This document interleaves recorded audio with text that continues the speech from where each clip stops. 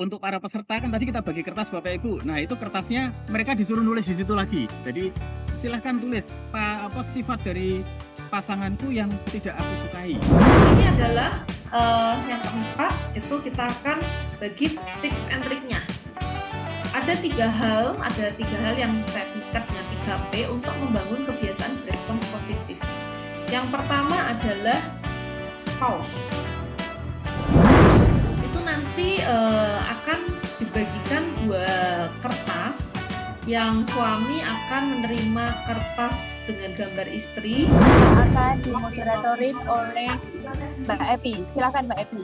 Oke, selamat malam Romo, Bapak Ibu sekalian. Kita berjumpa lagi di Zoom meeting pada malam hari ini untuk para pasutri nantinya yang berusia di bawah 10 tahun. Bapak Ibu sekalian, Romo, Bruder, Suster, mungkin sebelum kita mulai acara ini, biar semuanya dapat berjalan dengan lancar, kita awali dulu dengan berdoa, nggih. Saya minta tolong Pak Albert untuk memimpin doa pembukaan. Mari Bapak Ibu, kita berdoa untuk acara hari ini. Dalam nama Bapa dan Putra dan Roh Kudus. Amin. Allah Bapa yang Maha Kuasa,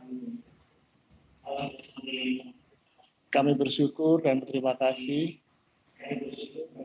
karena pada malam hari ini Engkau sudah beri kami waktu, beri kami tenaga, beri kami kesempatan untuk boleh berkumpul Tapi kok direkod di acara Zoom TPKP ini. Bapak, kiranya Engkau beri kami kekuatan, kemampuan untuk boleh mengikuti seluruh rangkaian acara ini dengan sebaik-baiknya. Sehingga dengan demikian apa yang kami peroleh dapat bermanfaat tidak hanya bagi kami, tapi juga bagi umat kami yang akan kami layani nanti. Kami juga berdoa bagi para narasumber yang bertugas malam hari ini. Kami juga mohon penyertaan-Mu bagi setiap sarana yang kami gunakan, sehingga semua ini boleh menjadi saluran berkat-Mu untuk dapat berjalan dengan baik dan juga dapat memberi hal-hal yang terbaik bagi kami dan bagi umat kami nantinya. Semua doa-doa ini kami persembahkan kepada-Mu dengan pertolongan Kristus Tuhan kami. Amin.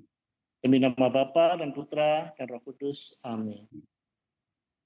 Terima kasih Pak Albert atas doa pembukaannya.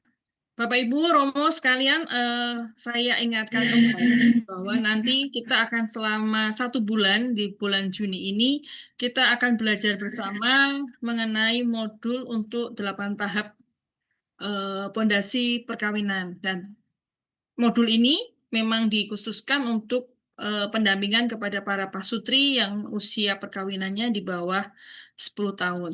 Nah, pada sesi kali ini atau hari Selasa kali ini, kita akan belajar bersama mengikuti untuk sesi yang ketiga dan yang keempat. Setelah yang kemarin, Selasa yang kemarin kita belajar 2 sesi mengenai Bapak Ibu mungkin bisa ingat di kolom chat, bisa dituliskan Selasa kemarin kita belajar tentang apa ya, 2 sesi apa ya. Nah, supaya nggak lupa, nanti di akhir acara ini di bulan Juni tanggal 23, kami dari Komisi Keluarga akan memberikan sedikit hadiah buat Bapak Ibu sekalian yang ikut terus, nggak pernah absen, buka kamera terus. Kami akan memberikan 1 hadiah yang ya kalau dilihat dari barangnya mungkin biasa aja, tetapi isinya dan maknanya itu bisa buat sanggup kita ya untuk membekali teman-teman kita atau bahkan untuk diri kita sendiri. Nah, supaya nggak berlama-lama lagi, kita bisa mulai aja untuk sesi yang ketiga. Sesi yang pertama di hari Selasa ini, kita akan mulai tapi sebelum mulai kita akan ngisi. Mohon yang ini silahkan dimatikan dulu karena kelihatan. Nah, oke, terima kasih. Karena setelah ini kita akan mulai untuk sesi yang ketiga, sesi yang pertama di hari Selasa ini. Sesi yang ketiga adalah merayakan perbedaan. Silahkan narasumber untuk sesi yang ketiga bisa mulai, yaitu suami saya sendiri. Agustinus Budi Nugroho. Waktu, tempat, dan layar saya persilahkan dengan durasi waktu 45 menit. Silahkan.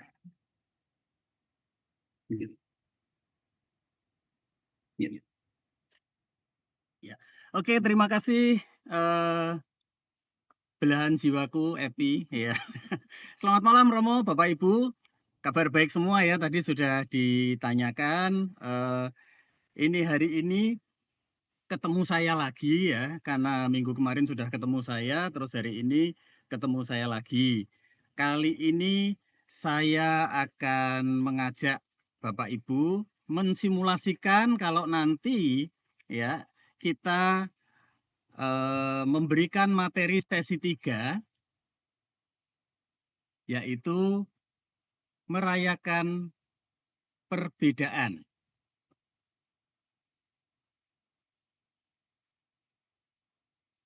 Iya, oke. Bapak Ibu nanti kita selain saya memberikan materi ini, saya memberikan pengarahan bagaimana cara memberikan materi ini juga Bapak Ibu bisa ikut serta untuk merasakan kalau menjadi peserta. Ya, ini akan saya mulai untuk sesi 3 ini. Ya, mengapa sesi merayakan perbedaan ini penting? Ya, mengapa kok kita itu memberikan sesi ini untuk pendampingan pasutri muda di bawah 10 tahun ini. Ya. Dalam kehidupan rumah tangga kita ini kan tentunya pernah mengalami konflik. Bapak Ibu ini pasti sudah pernah mengalami konflik antara suami istri. Ya, itu pasti.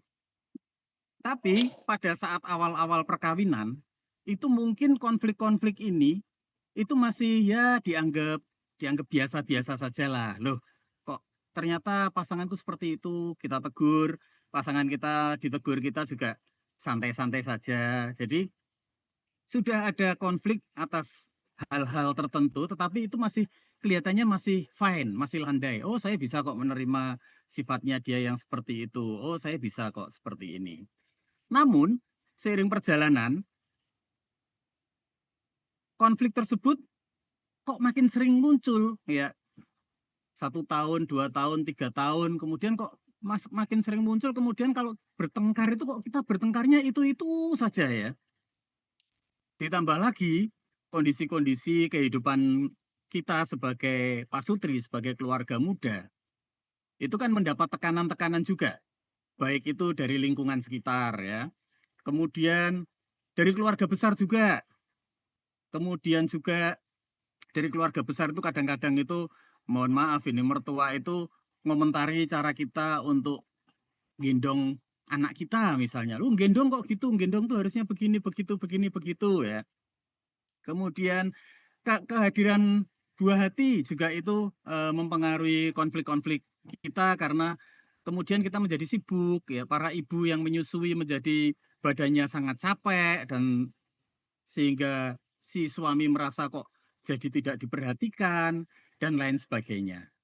Nah, itu adalah mengapa kita memberikan sesi-sesi ini, sesi 3 ini. Nah, dalam pertemuan ini nanti kita akan mengajak mereka. Mereka ini kan asumsi kita adalah para pasutri yang usianya masih muda. Walaupun kemarin juga dikatakan ini relevan juga untuk diberikan untuk pasutri-pasutri yang medior, yang di atas 10 tahun sampai 25 tahun. Gitu. Jadi kita akan ajak mereka untuk merefleksikan kehidupan sebelumnya. Ya, jadi kita mengingat-ingat bagaimana dulu kita menjalin merajut cinta kasih satu sama lain sehingga sampai pada kondisi saat ini. Dan diharapkan dari pertemuan ini nanti kita semua semakin menyadari bahwa kita diberikan karunia oleh Allah, masing-masing itu berbeda karena kita menikah dalam gereja Katolik dan itu menjadi sakramen, dalam salah satunya adalah rahmat yang saling menyempurnakan. Itu. Ya, Bapak Ibu, kita akan mulai, kita ajak refleksi. Nanti Bapak Ibu silakan yang bisa mengakses Zoom ini menggunakan entah itu handphone, entah itu menggunakan laptop, entah itu menggunakan PC, yang penting bisa chatting. Ini dinamika yang pertama, kita akan mengajak para peserta Kalau di offline nanti kita bisa bagikan kertas kepada para pasutri, masing-masing diberikan kertas untuk menjawab pertanyaan pertama ini. Nah, silakan Bapak Ibu bisa juga untuk mengetikkan di kolom chat apa yang membuat aku tertarik dengannya sehingga ingin mengenal lebih lanjut. Nah, kembali lagi saya ingatkan bahwa ini kita mengajak masa-masa sebelum menikah. Jadi pada saat masa-masa perkenalan kemudian pacaran ya. Ini pertanyaan pertama. Apa yang membuat aku tertarik dengannya? Dengannya itu berarti dengan pasangan kita saat ini sehingga ingin mengenal lebih jauh ya. Entah itu pada saat ditembak, yuk kita jalan yuk, terus mau, atau kok kayaknya asik ya ini kalau kita mengenal lebih baik, mengenal lebih dekat dalam hubungan sehingga berpacaran dan seterusnya ya. Monggo ditulis di kolom chat kalau Bapak Ibu ingin mengikuti ingin merasakan dinamikanya ya. Setelah itu, setelah mereka menulis, kita beri waktu, kemudian masuk ke pertanyaan kedua. Apa saja kecocokan antara dia dan aku masih pada saat itu? Jadi misalnya nih sama-sama, kita sama-sama nih senang bicara politik ya. Oh kita sama-sama nih senang berpetualang. Kita sama-sama senang makan di luar ya itu. Nah, ini silakan juga Bapak Ibu sambil mengingat-ingat masa lalunya, masa-masa indah. Masa-masa indah berpacaran, silahkan bisa ditulis di kolom chat juga untuk itu. Ya. Kemudian berikutnya, pertanyaan berikutnya, apa yang membuat aku ya memutuskan mau menikah dengan dia? Dengan dia itu artinya dengan pasangan kita saat ini. Ya, kembali lagi waktu itu. Apakah karena ya memang kita sudah saling cocok. Nah, ini kalau Bapak Ibu yang pengampu KPHB biasanya kalau menanyakan para calon pasutri, calon peserta KPHB itu kan apa yang membuat kamu memutuskan mau menikah? Jawabannya biasanya klise ya, jawaban-jawaban kita sudah saling cocok ya, kita sudah saling cocok. Saya senang berada dia sangat perhatian dengan saya sehingga saya merasa nyaman dengan dia ya. Nah, ini pertanyaan untuk pertanyaan yang pertama. Setelah mereka menjawab, kemudian kita masuk memberikan materi selanjutnya ya. Jadi biasanya mereka pada saat pacaran itu yang merasa tertarik satu sama lain, kemudian bisa jadi karena fisiknya. Ya, yang pertama kalau saya cowok tertarik dengan Epi waktu itu pertama karena fisiknya, kemudian karena sifat-sifatnya, ya, kemudian karena hal-hal yang ya ngobrolnya nyambung, sama-sama seneng makan di luar, seneng jajan, dan seterusnya dan seterusnya. Tapi setelah mengarungi kehidupan menjadi seorang suami dan seorang istri, kadang-kadang justru hal-hal yang dulunya itu merupakan kecocokan, ini justru menjadi hal-hal yang membuat bertengkar. Ya. Contohnya tadi obrolan nyambung. Nah, obrolan nyambung itu ternyata waktu itu kita membicarakan sesuatu di mana pasangan kita itu mendengarkan. Ya, jadi kelihatannya nyambung. Kemudian pasangan kita bercerita, kita mendengarkan. Jadi kelihatannya nyambung. Nah, setelah menjadi suami istri, pada saat kita ngobrol, kita menyatakan sudut pandang kita. Nah, pasangan kita menyatakan sudut pandangnya. Dan kita tidak terima dengan sudut pandangnya. Atau sebaliknya, pasangan kita tidak terima dengan sudut pandang kita. Sehingga dari obrolan yang melihat masalah, misalnya saja masalah saat ini yang dolar terus naik dengan MBG, dari sudut pandang yang berbeda itu bisa menjadi pemicu konflik di antara suami dan istri. Ya. Demikian juga yang hobinya sama. Dulu hobinya pokoknya sama-sama senang makan di luar. Tetapi ternyata setelah didalami lebih lanjut, salah satu itu senang makanan-makanan yang pedas, ya. Sementara yang lain kalau makan pedas itu perutnya nggak kuat, ya. Yang satu senang makan makanan yang bersantan, sementara yang satu kalau makan makanan yang bersantan langsung lehernya kaku-kaku semua, ya. Yang satu senang makan seafood, ya. Yang satu kolesterol dan asam uratnya berbahaya. Nah, itu juga menjadi hal yang dulunya kita senang kok kalau makan sama-sama ya. Tapi kok sekarang justru untuk makan saja akhirnya mau makan di luar akhirnya nggak jadi makan karena jadi eh, pemicu konflik dan wes nggak jadi makan kita pulang saja ya. Terus yang berikutnya juga dulunya dia itu sangat perhatian ya. Dia sangat perhatian dengan saya. Kalau kemarin saya juga sudah sempat memberikan contoh setiap jam makan siang itu memberikan pertanyaan sudah makan belum ya. Terus sekarang kok nggak pernah ya. Itu juga akan menjadi masalah ini karena ternyata ya kita banyak ternyata-ternyatanya dalam kehidupan setelah kita menikah ini. Ya, kemudian kita tanyakan lagi kepada para peserta. Kan tadi sudah apa yang menarik, kemudian setelah menikah itu hal-hal yang bisa membuat konflik. Nah, ini pertanyaan berikutnya adalah tuliskan sifat atau karakter dari pasangan kita yang tidak kita sukai. Untuk para peserta kan tadi kita bagi kertas Bapak Ibu. Nah, itu kertasnya mereka disuruh nulis di situ lagi. Jadi silahkan tulis apa sifat dari pasanganku yang tidak aku sukai. Ya. Bapak Ibu juga silahkan kalau misalnya mau menulis ya apa yang tidak disukai dengan pasangannya yang saat ini ya, entah itu mungkin yang cowok nih ya, yang cowok mungkin nggak seneng istrinya karena nggak bisa masak ya, senengnya GoFood terus kalau apa-apa belinya GoFood terus itu. Atau yang si istri mungkin nggak seneng, wah suami saya itu kalau disuruh ganti tabung gas itu kok nggak bisa gitu ya. Itu hal-hal yang tidak disukai. Atau suami saya itu kalau bangun itu berisik banget, habis itu dia nyiapkan segala sesuatunya dengan suara yang cukup mengganggu ya.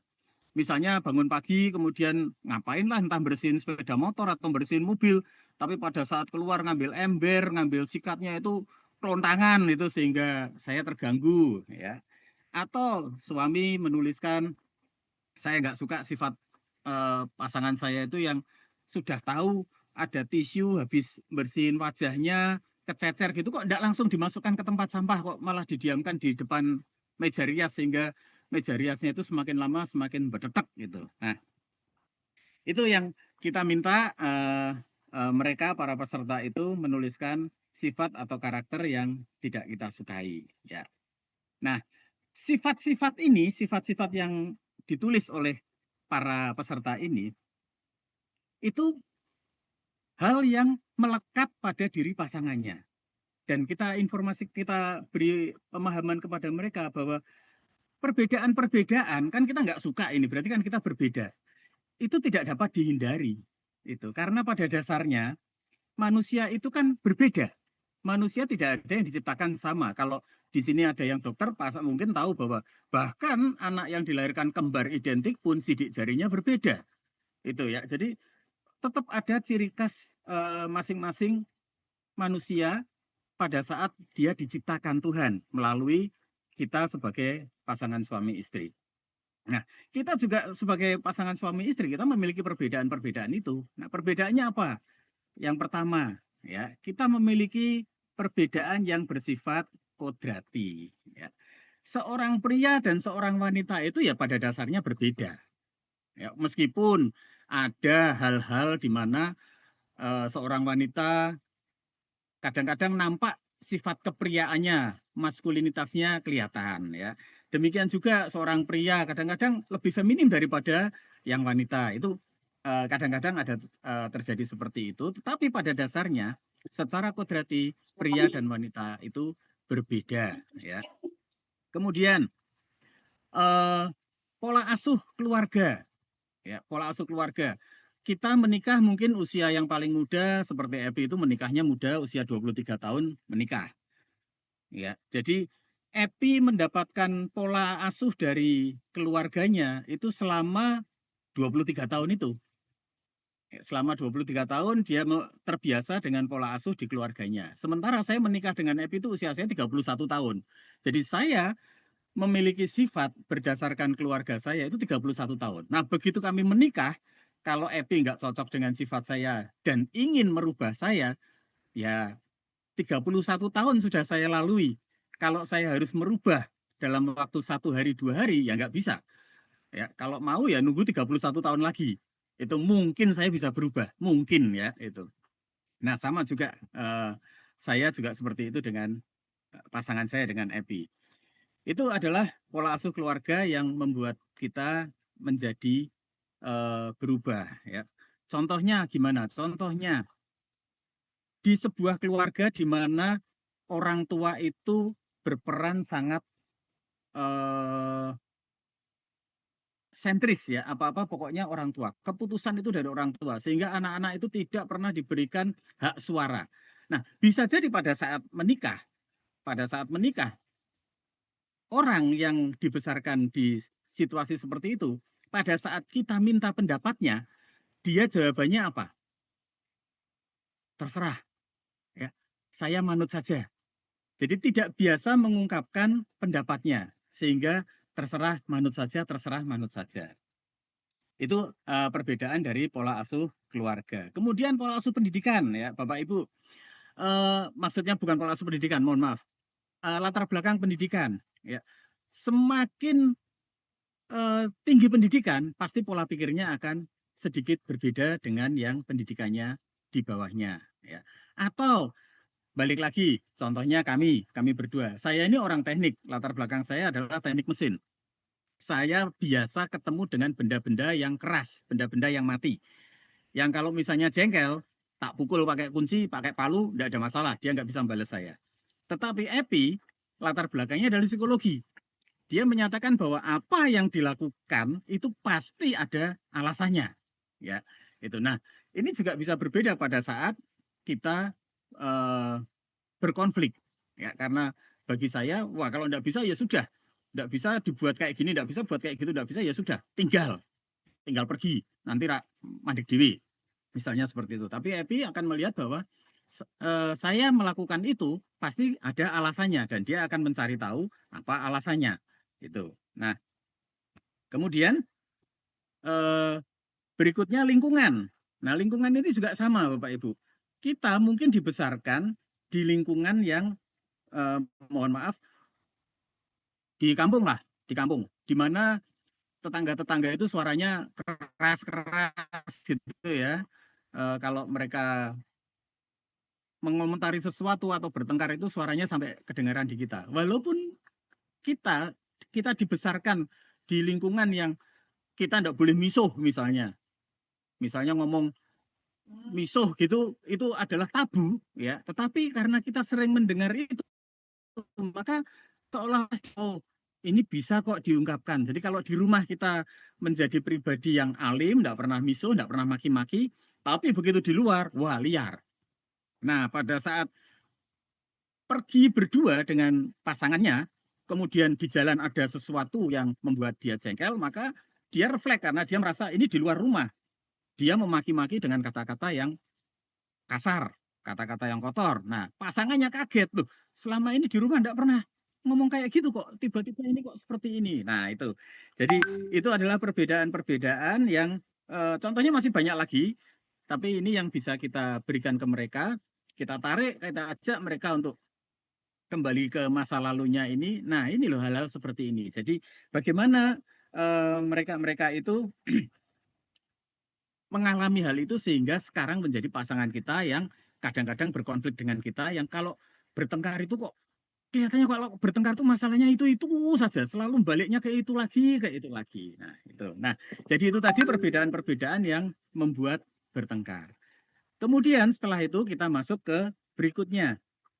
Ya, ini tadi penjelasannya bahwa setiap pribadi itu unik, ya itulah kita.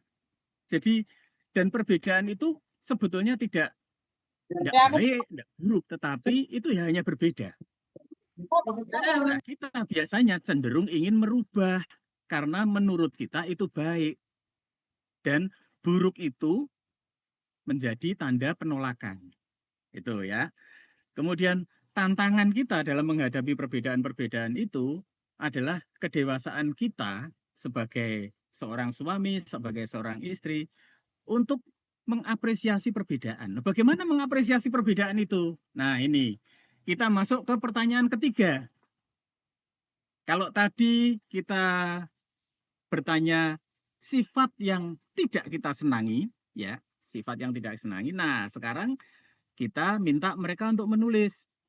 Tuliskan sifat atau karakter dari pasanganku yang aku sukai, ya. Itu. Misalnya tadi contohnya dia itu kalau habis apa melakukan sesuatu barang-barang itu tidak segera dirapikan, ya, tidak segera dirapikan. Tetapi ternyata dia itu pintar masak.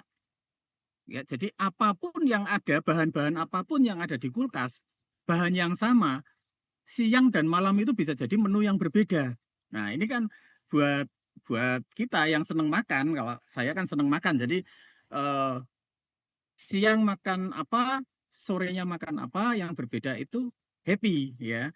Karena sebetulnya bahannya sama. Bahannya ada telur, ada sayur, kemudian yang siang jadi apa nggak tahu, yang malam jadi apa juga nggak tahu, tapi yang berbeda. Nah, kemudian sifat-sifat yang tadi misalnya bahwa tadi yang tidak disukai kan suamiku kalau bangun pagi kemudian dia melakukan sesuatu itu membuat bunyi-bunyi yang mengganggu ya. Tapi ternyata dia itu sangat persian, senang bebersih. Jadi rumah itu rapi ya, sudah rapi, tidak ada debu, meja kursinya tertata di titik yang semestinya ya, tidak ada yang miring, korden nggak ada yang lepas gantungannya itu. Jadi itu hal-hal yang kita tanyakan ke mereka. Jadi kita tanyakan ke mereka, kemudian pada saat setelah kita sambil berkeliling, sambil melihat-lihat itu, kita bisa mengomentari ya komentar-komentar hal seperti itu. Nah, kita tentunya kita juga bisa banyak memberikan contoh-contoh sifat-sifat yang khususnya yang secara umum itu pasti akan disenangi gitu ya. Nah, ini.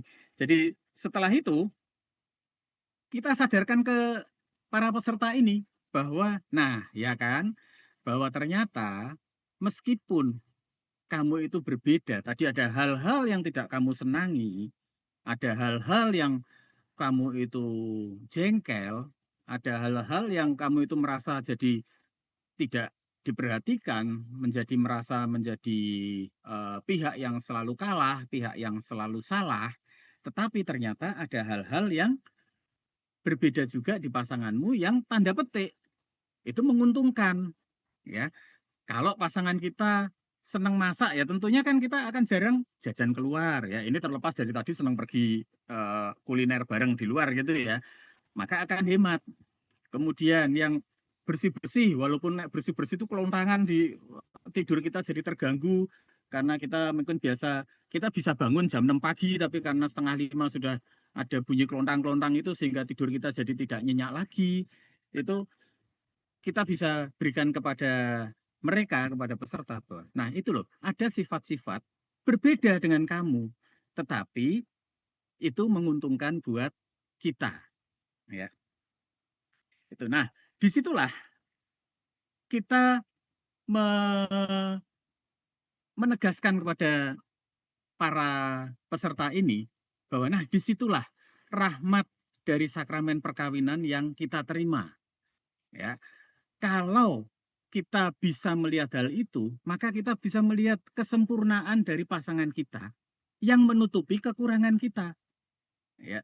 Nah, dari situ mungkin kita juga bisa menyadari bahwa oh, selama ini yang aku melihat bahwa pasanganku itu kurang, ya, itu karena kan aku melihatnya harusnya seperti ini. Dan kalau itu kita lakukan, maka kita juga akan melengkapi kekurangan dari pasangan kita. Itulah yang disebut rahmat saling melengkapi, rahmat saling menyempurnakan yang kita terima sebagai sakramen di perkawinan kita. Ya, Bapak Ibu, teman-teman, kita ini kan menikah Katolik, ya, 2 orang baptis, yang menikah secara Katolik, maka perkawinan itu diangkat menjadi sakramen. Ya, kata-katanya di hukum kanon tidak seperti itu. Tetapi pada intinya adalah dua orang baptis yang mengikat janji untuk membentuk persekutuan seluruh hidup demi kebahagiaan, keterbukaan keturunan, dan pendidikan anak oleh Allah, diangkat martabatnya menjadi sakramen. Di situ kita diajak untuk ayo, dengan begitu kamu harus bisa menerima dan merangkul perbedaan itu. Ya. Dan di situ kita sudah melihat perbedaan-perbedaan dan kita sudah menunjukkan bahwa perbedaan itu kamu mendapat keuntungan. Ya, bahasanya kiasannya seperti itu. Kamu dapat keuntungan. Dan disitulah kita bisa menunjukkan bahwa kita belajar bahwa ini adalah unconditional love, ya. Seperti janji perkawinan kan, saya akan mengasihi dan mencintaimu dalam untung dan malang, dalam suka dan duka, dalam sehat dan sakit. Jadi baik apapun kondisinya, saya akan mencintaimu. Itu disebut unconditional love. Jadi apapun kondisinya, kita tetap saling mencintai. Kemudian yang kedua, kesadaran bahwa perbedaan tersebut justru menjadi pelengkap untuk kita merasakan rahmat penyempurnaan dari sakramen perkawinan. Ini yang tadi saya sebutkan. Itu di hukum kanon ada kalau untuk legitimasinya. Nah, kemudian yang ketiga, dengan demikian penting bagi pasangan suami istri untuk saling mengetahui dan memahami bahasa kasih dari pasangannya. Jadi kan tadi ada saya ungkapkan bahwa kok jadi saya merasa yang selalu salah, saya selalu merasa yang selalu kalah. Nah, dengan memberikan perbedaan mana yang ternyata ada menguntungkan kita, maka kita menunjukkan bahwa itu saling melengkapi dan semakin melengkapi kalau kamu bisa memberikan sesuatu kepada pasanganmu sesuai dengan bahasa kasihnya. Nah, kita masuk ke dinamika yang keempat, pertanyaan yang keempat.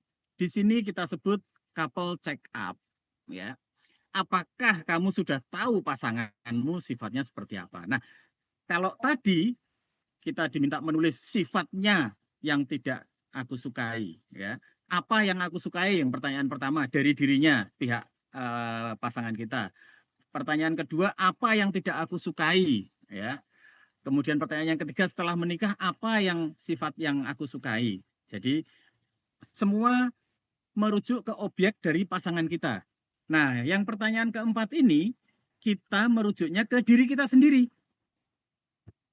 Jadi, bahasa cinta, pertanyaannya, di saat Anda merasa dalam kondisi tidak baik-baik saja, ya, tidak baik-baik saja. Jadi misalnya Anda sedang capek, kalau Pak Sutri yang dua-duanya bekerja sedang stres dengan tekanan pekerjaannya, ya, itu apa yang sebetulnya Anda ingin pasangan Anda lakukan? Ya. Di sebelah kanan ini ada 5 bahasa cinta. Nah, para peserta atau Bapak Ibu sekarang silahkan memilih, ya, sendiri, ini memilih sendiri, bukan pasangannya ya, tapi terhadap diri kita sendiri. Kira-kira bahasa cinta saya, bahasa cinta Budi itu apa? Act of service atau tindakan, ya. Apakah, pertanyaannya, apakah saya itu merasa dicintai dan disayangi kalau pasangan saya itu memberikan bantuan, ya, atau dukungan. Misalnya ini pompa airnya bermasalah. Nah, saya sebagai seorang suami wes perbaiki dulu sebisa mungkin sebelum manggil tukang. Nah, pada saat kita mulai memperbaiki, apakah saya ini merasa dicintai kalau kemudian istri saya ini datang ikut membantu. Ya, membantunya bukan berarti terus membantu istrinya yang karena ini memperbaiki pompa air, istrinya yang turun ke sumur gitu, enggak ya. Tetapi membantunya misalnya butuh alat apa, ya. Atau ya menyediakan minumannya dulu, mau minum apa ini? Nah, apakah seperti itu, ya. Kemudian yang kedua, ini pertanyaan-pertanyaan yang harus dijawab. Jadi Bapak Ibu tidak boleh menjawab, oh ya 1, 2, 3, 4, 5 saya semuanya enggak, ya enggak bisa. Mana yang paling? Dari 5 ini mana yang paling? Kemudian sentuhan yang kedua, bahasa cinta yang kedua, sentuhan fisik. Apakah saya merasa dicintai Kalau kembali lagi pada saat kondisi kita itu tidak baik-baik saja, kita merasa dicintai kalau pasangan kita itu kemudian mendekat ke kita, tidak menanyakan apa-apa, tetapi langsung memeluk kita. Ya, memeluk kita. Kayak dulu waktu kita kembali lagi ke zaman kecil, mungkin kan kita kalau nangis itu kan biasanya terus digendong sama ibu kita, ya. Jadi kita digendong, dipeluk, dipuk-puk itu kan. Nah, apakah saya merasa dicintai kalau pasangan saya memberikan sentuhan fisik itu? Ya, memeluk, tidak mengatakan apa-apa, hanya memeluk dan posturnya itu menunjukkan bahwa yuk tenang yuk kita hadapi bareng-bareng yuk. Nah, seperti itu. Apakah bahasa cinta saya itu yang nomor 2 itu? Nah, kemudian atau yang nomor 3, words of affirmation atau kata-kata pujian. Jadi kalau tadi contohnya saya sudah memperbaiki pompa air, tadinya pompanya mati, airnya ngicrit-ngicrit gitu, terus tiba-tiba pompanya kenceng lagi. Nah, apakah pada saat itu kan kita kondisi tidak baik-baik saja karena kita bukan tukang ledeng, kita bukan tukang pompa air, tapi kita bisa memperbaiki. Nah, begitu airnya menyala, pasangan kita menyatakan, "Oh, ya sudah bisa diperbaiki toh. Wah, thank you ya, sip ini. Ternyata ya bisa memperbaiki pompa air." Nah, misalnya seperti itu.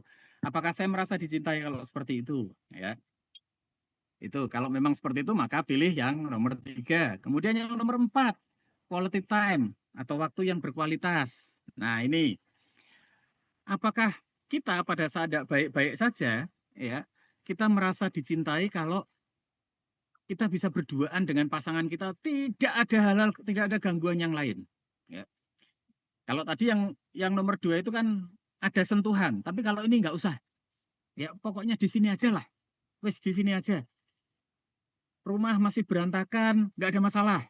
Ya, tapi di sini aja duduk berdua di sini sambil mungkin nonton TV atau bikin teh dulu, bikin kopi dulu, kemudian duduk berdua sambil minum kopi, nggak ngapa-ngapain.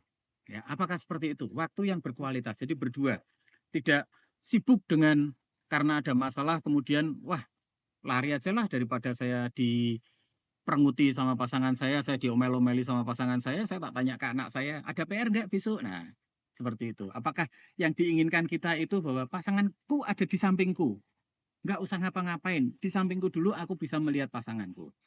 Atau yang terakhir, ya, menerima hadiah atau receiving gift. Apakah kita merasa dicintai? Nah, ini biasanya terus langsung, nah itu benar itu. Apakah kita merasa dicintai pada saat pasangan kita itu pas kita lagi capek, lagi stres, lagi apa, begitu pulang-pulang gitu dibawain hadiah, ya. Atau kalau yang ibu-ibu itu suaminya pulang bawain bunga gitu ya.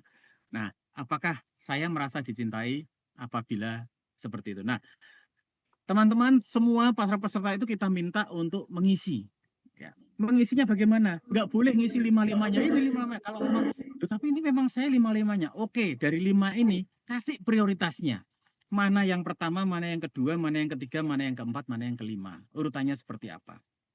Nah, setelah itu silahkan ditukarkan dengan pasangannya. Sehingga pasangannya jadi tahu nih, oh ternyata para suami ini tahu bahwa oh ternyata istriku itu seneng kalau dipeluk. Kalau dia lagi cerita, lagi jengkel, lagi apa-apa itu karena dia physical touch. Jadi aku ndak usah ngomong, ndak usah ngasih, oh berarti kamu besok kamu nemui dia, kamu bicara aja, nggak usah langsung aja kan kamu nggak suka dengan sifat enggak. Tapi pasanganku hanya ingin dipeluk. Nah, kalau kita sudah tahu, kita belajar untuk memenuhi kebutuhan cintanya itu. Nah, jadi tadi kita sudah bisa melihat, menunjukkan ya, kita menunjukkan perbedaan-perbedaan bahwa perbedaan itu memang hakiki. Dan perbedaan itu memang dalam sakramen perkawinan itu menjadi rahmat yang saling menyempurnakan. Jadi kita balik gini, kalau kita semakin memahami perbedaan kita, maka kita akan bisa menghormati pasangan kita. Ya. Bahwa pasangan kita itu ya pasangan kita yang kita pilih ya. Ingat ya Bapak Ibu, teman-teman, Kita selalu mengingatkan kepada para pasutri muda ini bahwa pasanganmu itu adalah orang yang kamu pilih. Ya, orang yang kamu pilih. Karena kalau kamu tidak memilih dia, kalau kamu dipilihkan, dipaksa untuk memilih, maka perkawinan itu tidak sah. Ya, jadi pasanganmu adalah orang yang kamu pilih. Dan itu adalah pribadi yang berbeda. Kemudian, dengan yang poin kedua, dengan memahami bahasa cinta dari pasangan kita mulai belajar bagaimana kita mengungkapkan rasa cinta kita kepadanya. Ya. Kalau tadi sudah tahu bahwa bahasa cintanya adalah physical touch, ya jangan pokoknya aku di sampingnya terus aku diem gitu, jangan. Ya, karena quality time-nya nggak terlalu, tapi physical touch. Duduk di sebelahnya, peluk, pegang tangannya, gandeng, genggam tangannya, ya, usap-usap rambutnya, usap-usap punggungnya, itu pokoknya harus ada sentuhan. Itu kalau kita tahu. Kalau misalnya memang tahu bahwa pasangan kita itu senang diberi hadiah, ya upayakan pada saat pulang carikan hadiah. Hadiah nggak perlu harus mahal, tapi dia akan senang dengan sesuatu yang pada saat dia merasa tidak baik-baik saja, kemudian pasangannya datang memberikan sesuatu ya yang bisa dipegang itu. Nah, dengan poin yang ketiga, dengan saling melakukan ini, maka diharapkan tangki cita kita sebagai pasutri tidak akan kering. Ya. Bahkan diharapkan selalu penuh dan memercik kepada anak-anak kita. Ya, lingkungan kita khusus ke anak-anak kita, Bapak Ibu. Saya itu selalu senang dengan memberikan ilustrasi bahwa kita sebagai pasutri itu kita seperti pohon yang ada buahnya, ya. Pohon yang ada buahnya, yang paling saya sering kasih contoh itu adalah buah mangga, pohon mangga. Nah, kita sebagai pasutri itu ibarat kita pohon mangga. Kalau kemudian karena kita sering bentik dengan pasangan kita, ya, kemudian kita mengatakan bahwa aku akan mempertahankan perkawinan ini bagaimanapun demi anak-anak kita. Ya, itu ibaratnya adalah pohon mangga ini, buahnya kita rawat, kita begitu berbunga, kita rawat, kita jaga, begitu menjadi pentil, kita jaga juga, terus kemudian kita brongsongi supaya nggak ada lalat buahnya. Tetapi pohonnya, yaitu kita ini yang sering bentik dengan pasangan kita ini, itu ibaratnya adalah pohon ini ditusui paku yang sudah dikasih larutan terasi. Jadi tusuk paku sana, tusuk paku sini, tusuk paku sana, tusuk paku sini. Nah, walaupun pohon buah mangga itu dibrongsong, apakah buah mangga itu bisa jadi bagus? Ya, tidak. Jadi kalau biar buah mangga itu bagus, itu bagaimana? Ya kita jaga pohonnya. Jangan sampai ada pihak-pihak yang nusui paku pakai larutan terasi. Itu. Jadi caranya bagaimana? Caranya yaitu salah satunya adalah kita tahu bahasa cintanya supaya kita bisa memberikan bahasa cinta sesuai bahasa cinta pasangan kita dan kita selalu mengisi tangki cintanya. Nah, ini menjelaskan kalau perkawinan itu kita dasarnya adalah di kitab Kejadian, ya. Tuhan Allah berfirman, tidak baik kalau manusia itu seorang diri saja. Aku akan menjadikan penolong baginya yang sepadan dengan dia. Jadi saya sebagai pria, Tuhan menciptakan wanita yang sepadan dengan saya untuk menolong saya. Jadi artinya adalah pasangan kita ini memang tidak sama dengan kita. Ya. Jadi pasangan kita ini sepadan dengan kita. Dia memiliki sifat yang berbeda dengan kita. Dia memiliki ciri yang berbeda dengan kita. Tetapi Tuhan menciptakan sepadan untuk melengkapi kita. Tuhan menjadikan pasangan kita menjadi penolong kita. Itu Bapak Ibu. Nah, sesi ini kemudian kita tutup dengan kita mengajak para pasutri ini berdoa sebagai pasutri. Ya. Jadi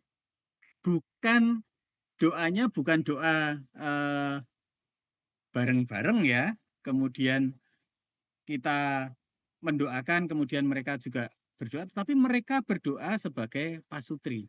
Jadi ini sudah kita siapkan, nanti mereka bisa saja doanya nanti menjadi termodifikasi, tidak ada masalah, ya. Seperti sesi 1 kemarin kan doanya juga apa yang aku syukuri atas pasanganku, apa yang aku harapkan atas pasanganku, ya. Seperti itu kita doakan pada Tuhan. Ini juga sama.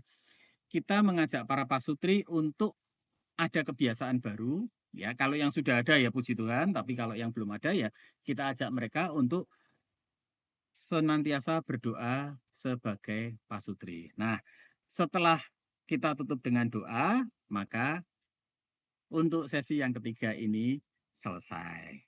Begitu Bapak Ibu, teman-teman sekalian untuk sesi 3 ya, sesi yang ringan juga. Jadi memang 8 jalan ke awal ini memang sesi-sesi yang diminta untuk kita buat seringan mungkin sehingga bisa teman-teman bisa segera mudah untuk menyerapnya. Begitu saya kembalikan kepada moderator Epi. Terima kasih. Oke, terima kasih untuk yang sesi 3 ini sudah dipaparkan dengan cukup jelas bahwa ternyata sesi 3 ini kita belajar mengenai perbedaan. Bahwa perbedaan dengan pasangan itu kita nggak bisa hindari. Kita nggak mungkin menikah dengan orang yang sama, yang punya sifat yang sama, punya keinginan yang sama, itu kelihatannya nggak mungkin banget. Nah, di sesi ini kita berharap bahwa nanti para peserta pasutri usia muda ini mereka memahami bahwa kita berbeda dengan pasangan itu bukan sesuatu hal yang buruk loh, tetapi karena setiap orang itu adalah pribadi yang unik. Nah, nanti di akhir sesi harapannya para pemateri bisa menekankan kepada para peserta bahwa semakin kita memahami perbedaan dengan pasangan, itu berarti kita bisa semakin menghormati pasangan. Nah, Bapak Ibu, Romo sekalian, saya ingin mengingatkan kembali bahwa bila ada yang ingin disampaikan atau ada yang ingin ditanyakan, Bapak Ibu sekalian bisa menuliskan di kolom chat. Nah, Pak Budi ini hanya sekedar itu aja sebelum kita masuk sesi yang kedua. Di kolom chat ketika Pak Budi menanyakan hal yang nggak aku sukai dari pasangan, kok kelihatannya banyak yang curhat ya Pak? Jangan-jangan nanti yang jadi peserta para TPKL yang saat malam hari ini mengikuti sesi TOT ini, jangan-jangan. Nah, Bapak Ibu, tanpa banyak waktu, nanti kita untuk sesi tanya jawab kan kita gabungkan di akhir sesi, nanti setelah sesi yang keempat disampaikan oleh Dr. Ayu. Apakah Dr. Ayu sudah siap untuk sesi yang berikutnya? Terima kasih untuk kesempatannya dari Mbak Epi ya. Ini saya akan melanjutkan ke modul keempat dengan judul memilih yang positif. Nah, ini melanjutkan dari sesinya Mas Budi tadi nih ya. Kenapa sih kok ada topik memilih yang positif masuk dalam 8 jalan ini, membangun pondasi perkawinan. Bukannya kalau bilang memilih yang positif itu ya, saya rasa semua orang tahu gitu ya, bahwa kita tuh ya pasti maunya milih yang positif. Siapa sih orang yang mau memilih hal yang negatif kan gitu. Nah, lalu kenapa kok kita tuh mesti membahas masalah ini? Kenapa membahas topik ini?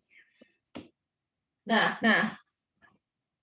saya ini kenapa sesi ini penting? Kenapa? Karena dalam kehidupan perkawinan saat ini, mungkin Bapak Ibu banyak yang sudah membantu konseling pasutri-pasutri baik di paroki maupun di lingkungan. Banyak mendapati perkawinan-perkawinan yang tanda kutip bermasalah dan mereka merasa perkawinan saya sudah hancur, relasi saya sudah hancur karena masalah hutang, masalah lewat tadi ya respon-respon negatif dalam hal-hal kecil setiap harinya. Respon negatif yang mungkin sering kita tidak sadar ya. Pasangan cerita apa, kita seolah-olah kita dengerin tapi kita nggak dengerin. Atau pasangan jujur menceritakan suatu hal, kita responnya ceritanya belum selesai tapi kita udah langsung meledak-ledak. Nah, inilah yang akan kita bahas. Bagaimana kita mau sama-sama memahami konsep untuk memilih yang positif dan nantinya semoga kita juga bisa membimbing para pasutri di paroki maupun di lingkungan untuk bisa lebih positif juga dalam kehidupan sehari-hari. Oke. Di ini dinamika pembuka itu diberi judul jujur yuk, biasanya responku seperti apa ya? Nah, ini ada 6 situasi yang umum terjadi ada 6 situasi yang umum terjadi setiap hari. Nah, contoh, pasangan lupa sesuatu. Ada respon A, ada respon B. Respon A itu menyalahkan, ngomel, atau respon B bisa mengingatkan dengan lembut. Bapak dan Ibu boleh juga ikut dalam dinamika pembuka ini, bisa dicatat masing-masing ya, dicatat masing-masing. Kira-kira responku itu yang mana nih, yang A atau yang B? Nah, kemudian situasi yang kedua adalah pasangan ada bicaranya meninggi. Respon saya gimana? Tak bales emosi, ngomong nantangi kok gitu kan. Atau kita bisa memilih untuk menjawab dengan lebih tenang. Yang ketiga, kalau pasangan memberi kritik atau masukan. Respon A sifatnya defensif. Enggak, aku gak gitu, aku gak ngono ya gitu. Aku gak gitu, kamu itu yang gini. Nah, bisa jadi seperti itu. Atau kita mau memilih untuk diam dan mendengarkan lebih dulu apa sih yang mau pasangan kita kasih masukan. Yang keempat, pasangan melakukan kesalahan. Respon kita bisa memilih untuk membesar-besarkan masalah itu dan mengungkit. Loh ya dulu kamu ya kayak gitu. Kamu ya kayak dibilangin memang enggak pernah berubah. Atau kita bisa memaklumi dan memaafkan. Yang kelima, ada perbedaan pendapat. Nah, perbedaan pendapat ya tadi kayak contohnya Mas Budi mungkin pengennya makan, yang satu sukanya makan seafood, yang satu nggak bisa. Nah, atau apa?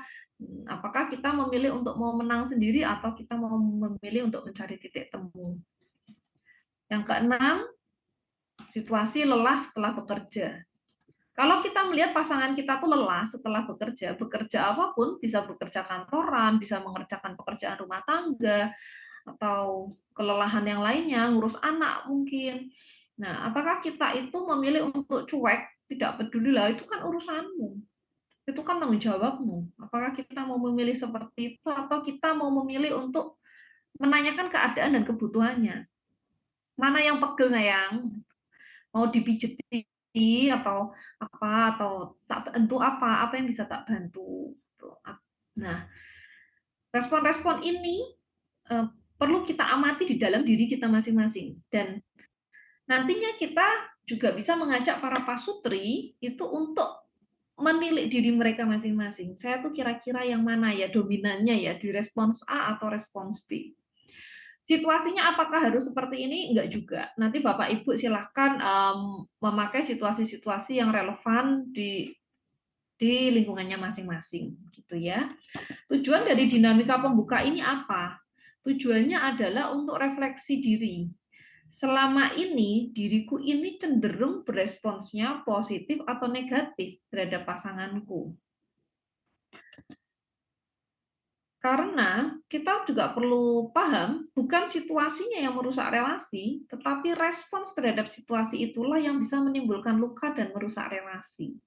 Jadi karena situasi yang sama itu bisa direspon dengan berbeda. Nah, nanti ininya akan berbeda. Kita akan lihat lebih jauh ya. Kemudian ini kita akan mulai masuk ke dalam materi. Inti materinya nanti fokusnya adalah kita mau mengajak para pasutri ini untuk membuka diri menjadi lebih positif. Bagaimana caranya untuk baik para pasutri maupun kita sendiri untuk membuka diri ini lebih positif? Yang pertama, kita perlu menyadari. Sadar dulu bahwa respons positif itu adalah sebuah pilihan. Ini bukan gawan lahir. Orang maksudnya memang, wah emang dia ini wongnya positif banget ya, gitu. Apa-apa ngomongnya bagus, ini kan itu tidak gawan lahir, enggak, gitu. Tapi semua dari kita itu punya pilihan untuk memilih respons yang positif. Kedua adalah memahami. Memahami kenapa aku sulit bersikap positif. Karena kebanyakan dari kita itu tahu, saya harus memilih yang positif. Bahkan bisa ngomongin orang, kamu harusnya memilih yang benar, yang baik, kayak gini caranya, yang positif. Tapi selalu ada hal yang tampaknya itu membuat kita sulit. Aku tahu, aku sadar, tapi kenapa aku sulit bersikap positif? Nanti kita akan gali lebih lanjut. Yang ketiga adalah membedakan respons negatif dan respons positif. Kayaknya sudah cetok melok-melok gitu ya, apa yang negatif, apa yang positif. Tapi kenapa kita tetap perlu belajar, tetap perlu melihat perbedaannya supaya kita lebih bening. Apa yang kita anggap benar, apakah itu sungguh benar? Apa yang kita anggap biasa saja atau baik-baik saja, apakah itu sungguh baik-baik saja? Nah, itu hanya bisa terlihat ketika kita bisa membedakan keduanya. Yang keempat adalah membangun kebiasaan berespons positif. Yang keempat ini nanti akan jadi take home message ya, karena memang kembali ke poin 1 bahwa respon positif adalah sebuah pilihan, maka kita juga akan berikan tips and trick bagaimana membangun kebiasaan berespon positif itu dalam hidup sehari-harinya nanti. Ini yang pertama, menyadari bahwa respons adalah pilihan. Kesadaran ini menjadi kunci awal dari perubahan. Kenapa? Karena orang tidak akan pernah bisa berubah kalau dia tidak punya kesadaran akan dirinya. Kesadaran bahwa sikap dan kata-katanya adalah pilihan. Kesadaran bahwa dirinya, setiap orang diciptakan baik adanya. Dan dia bisa memilih untuk berlatih menjadi baik. Maka dari itu kesadaran itu selalu menjadi kunci awal dari sebuah perubahan. Dan juga selalu ada jeda kecil di mana kita dapat memilih respon saat keadaan itu terjadi. Misal ketika kita terima kabar yang buruk, entah pasangan kita mungkin sakit, entah pasangan kita mungkin bangkrut, pasangan kita ada masalah dalam pekerjaan, atau rumah kita ada masalah, atau apapun, saat ada sesuatu hal yang tampaknya itu buruk datang kepada kita, kita sebetulnya punya waktu, punya jeda kecil di mana kita tuh bisa memilih aku mau berespon seperti apa. Nah, saya tidak bisa mengendalikan pasangan saya. Tetapi saya selalu bisa memilih respon saya. Pasangan saya mungkin masih keset.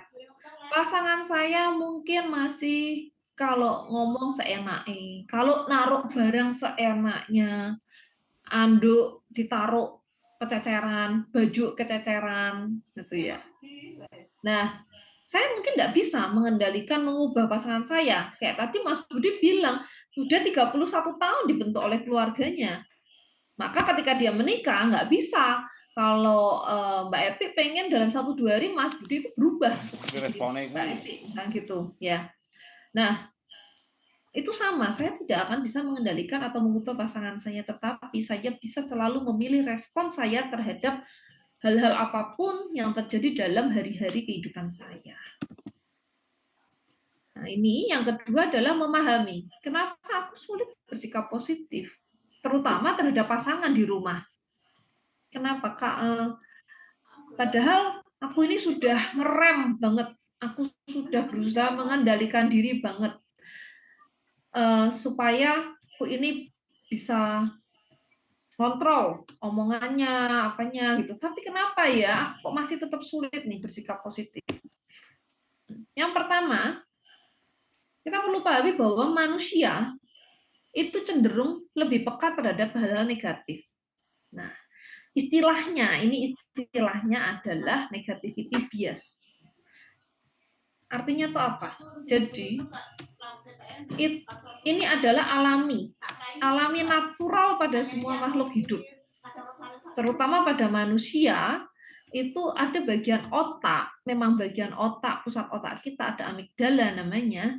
Dia memang fokus dia fungsinya adalah bertahan. Naluri alamiahnya adalah bagaimana bertahan dalam kehidupan. Nah, karena karena naluri alamiahnya adalah untuk membuat manusia atau semua makhluk hidup itu bisa bertahan dalam kehidupan, maka mereka cenderung otak bagian otak kita ini cenderung waspada. Waspada terhadap hal-hal yang sifatnya negatif, ancaman, hal-hal yang kita tidak sukai, hal-hal yang kita takuti, hal-hal yang kita khawatirkan. Dia merekam semuanya dan lebih kuat gitu. Sifatnya dia merekam hal negatif ini lebih kuat. Nah, akibatnya dalam satu hari saja mungkin pasangan kita melakukan satu buah kesalahan atau salah ngomong aja, salah ngucap sedikit aja, itu membuat hati kita dan pikiran kita itu menjadi nggak enak bisa sepanjang hari. Atau bahkan itu bisa menjadi hal satu-satunya yang kita ingat malam ini. Oh, Mauki, dia tuh kok ngomongnya aku katanya bajuku kayak lontong, misalnya gitu. Aku pakai itu kayak lontong loh. Ini pakai baju kayak gitu kayak lepet. Nah, wah itu tuh rasanya menghancurkan hati gitu ya. Padahal dalam satu hari tadi pasangan kita juga melakukan banyak hal baik. Dia membantu membereskan rumah, dia membantu masang lampu mungkin, bereskan cucian, macam-macam, dia membantu jagain anak dan lain. Tapi semuanya itu bisa aja tersingkir hanya karena memori soal lontong, pakai baju kayak lontong. Nah, kayak gitu. Itu kelemahan dari otak kita. Ya, jadi tapi ini adalah naluri alamiah. Ini kita perlu pahami dulu. Yang kedua adalah kita seringkali merasa lelah, capek. Bisa capek secara fisik karena pekerjaan yang menumpuk satu hari, tenaganya habis. Bisa juga penuh beban pikiran. Kayaknya di rumah aja, kayaknya nggak ngapa-ngapain, tapi kepalanya itu kemerungsungnya banyak, pikirannya banyak, kekhawatirannya banyak. Nah, kelelahan baik fisik maupun pikiran itu membuat kita sering tidak menyadari apa yang dilakukan. Jadi kita seringkali tubuh kita ada saat ini, tapi hati dan pikiran kita nggak ada di sini. Bisa saja kita semua yang hadir saat ini nih di Zoom meeting ini, badannya ada, tapi bisa jadi pikiran dan hati kita sedang melayang-layang ke tempat lain. Mikir cicilan, mikir kerjaan kantor, mikir waduh rumah belum beres, kok Zoom-nya gak barbar, ya. Jadi pikirannya tuh banyak. Nah, ini juga perlu kita sadari. Dan yang ketiga adalah rumah itu seringkali menjadi tempat paling aman.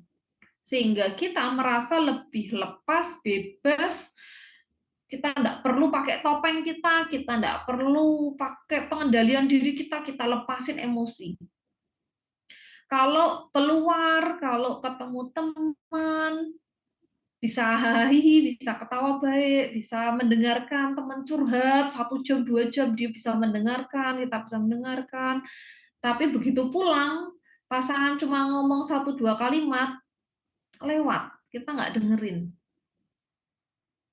Nah, ini juga yang sedikit banyak saya juga alami gitu. Saya pribadi saya juga alami. Buat saya materi memilih yang positif ini ngena banget gitu. Kenapa? Karena saya sendiri itu orang yang cenderung negatif. Saya dibesarkan dari keluarga yang penuh emosi, tension, kekhawatiran, kemarahan, sehingga bawaan saya itu lebih mudah mengeluarkan respons negatif daripada respons positif. Nah, ini mempengaruhi relasi saya dengan suami. Di luar rumah, saya bisa menjadi pribadi yang mungkin untuk beberapa orang tuh menyenangkan itu, diajak ngobrol, oh iya mau mendengarkan, mau memikirkan solusi yang baik, bisa tenang segala macam. Tapi begitu di dalam rumah, suami ngomong, mungkin saya sibuk pegang HP, scroll. Sehingga suami juga jadi merasa males akhirnya lama-lama ngomong. Karena ngomong kayak ya dijawab sekena-kenanya. Bahkan ketika ditanya lagi, tadi aku ngomong apa? Waduh, lupa. Kenapa? Karena saya tidak mendengarkan. Saya mendengar, tapi saya tidak mendengarkan. Responsnya, saya menjadi negatif. Respons negatif itu tidak selalu tense-nya marah-marah ya. Bahkan kadang dalam ketidakpedulian kita itu juga merupakan respons negatif. Nah, jadi masalahnya itu kadang kita bukan nggak mau bersikap baik, terutama terhadap pasangan, enggak. Kita sayang, kita pengennya bersikap baik, tapi ternyata kita sering tidak sadar dan tidak bisa mengendalikan diri kita saat merespons. Nah, ini nanti pelan-pelan perlu kita latih, ya. Ini untuk membedakan apa sih respons, saya sebutnya respons api dan respons air. Respons api itu untuk sesuatu yang negatif, respons air untuk sesuatu hal yang positif. Respons api karakternya adalah reaksinya spontan. Jadi tidak bisa diam, begitu mendengar sesuatu atau melihat sesuatu langsung bereaksi secara spontan. Cenderungannya dikuasai oleh emosi. Di situ ada kemarahan, di situ ada hal-hal negatif lainnya, dan sifatnya memperbesar masalah. Hal-hal yang semestinya tidak perlu atau bisa kita hilangkan saja, bisa kita abaikan karena itu tidak berdampak apapun, tetapi kita besar-besarkan gitu. Menjadi sebuah masalah yang sepertinya topik penting gitu ya. Dan sifatnya juga cenderung menyerang. Jadi nggak mau kalah. Si A pasangan ngomong apa, aku harus lebih bagus lagi, aku harus lebih hebat lagi dari pasangan. Nah, yang kedua adalah respons air. Respons ini adalah respon penuh kesadaran. Biasanya untuk bisa masuk dalam respons air, kita perlu menenangkan diri lebih dulu. Jadi memang kita perlu memanfaatkan jeda antara sesuatu jadi dengan apa yang mau kita katakan itu kita perlu ambil waktu. Ya. Ini penuh kesadaran, kita bisa menguasai emosi kita juga menenangkan situasi sifatnya, dan yang pasti sifatnya adalah membangun, saling membangun untuk menjadi pribadi yang lebih baik. Saya akan berikan sebuah contoh keadaan. Jadi ini adalah gambaran Pak Sutri, ya, gambaran Pak Sutri pagi hari mereka sarapan bersama, istrinya tidak sengaja menumpahkan kopi. Istrinya sudah berusaha meminta maaf, tapi respon suaminya adalah negatif, marah. Sehingga dalam kemarahannya dia berangkat kerja dan semuanya menjadi kacau. Sekarang kita akan bandingkan dengan kisah yang kedua. Sama-sama di sarapan pagi, sang istri tidak sengaja menumpahkan kopi ke baju suaminya. Tapi suaminya responsnya positif. Dia yang bilang, nggak apa-apa sayang, aku bisa ganti baju. Nah, akhirnya hari itu mereka, sang ayah ini juga akhirnya bisa berpamitan untuk berangkat kerja dengan baik dan semua pekerjaannya berjalan baik karena hatinya baik hari itu. Ya. Nah ini perbandingannya. Jadi ada respons api, yang kiri adalah respons api, yang kanan adalah respons air. Oke. Dari gambaran tersebut kita belajar bahwa masalah yang sama bisa berakhir berbeda tergantung respons apa yang kita pilih. Jadi setiap kali di pagi hari atau ada suatu hal yang tidak sesuai dengan harapan kita, bisa saja bukan konflik, bukan aja pertengkaran, tapi ada hal yang berjalan tidak seperti harapan kita masih bisa memilih untuk berespons yang baik, berespons yang positif. Untuk siapa? Untuk diri kita sendiri, juga untuk pasangan maupun keluarga atau anak-anak kita. Ini adalah yang keempat, itu kita akan bagi tips and triknya. Ada tiga hal yang saya singkat dengan 3P untuk membangun kebiasaan berespons positif. Yang pertama adalah pause. Pause ini itu artinya berhenti sejenak dan kita akan menjernihkan pikiran. Dasarnya adalah dari Alkitab, yaitu Yakobus 1 ayat 19. Bapak Ibu mungkin boleh untuk membuka kitab sucinya atau apa, atau saya dengarkan karena saya akan bacakan. Yakobus 1 ayat 19 firman-Nya adalah demikian. Setiap orang hendaklah cepat untuk mendengar, tetapi lambat untuk berkata-kata dan lambat untuk marah.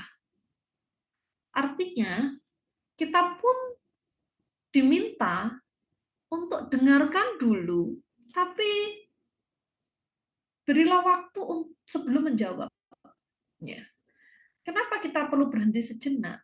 Dengan kita berhenti sejenak, kita diam 5 detik.